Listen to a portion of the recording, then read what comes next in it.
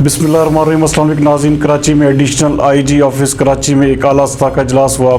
इजलास की सदारत कराची पुलिस के चीफ गुलाम नबी मेमन ने की। हमारे सिटी रिपोर्टर आबिद अली रिंद के मुताबिक इजलास में शहर में स्ट्रीट क्राइम की सद्देबाब के लिए किए जाने वाले इक़दाम पर ब्रीफिंग दी गई। इजलास में डिस्ट्रिक्ट SSPs को स्ट्रीट क्राइम पर काबू पाने के लिए मोटरसाइकिल स्क्वाड को मुतहर्रिक करने और पेट्रोलिंग बढ़ाने की हिदायत भी जारी की गई।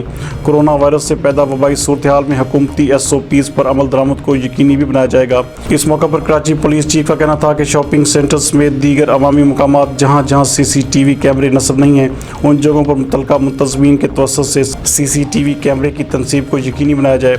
शहर में वन व्हीलिंग के सद्देबाब के लिए मरबूत इक़दाम की हिदायत भी जारी की गई। इस इजलास में इश्तिहारी और मफरूर मुल्ज़मान के खिलाफ हिकमत अमली के साथ भरपूर एक्शन की हिदायत भी जारी की गई।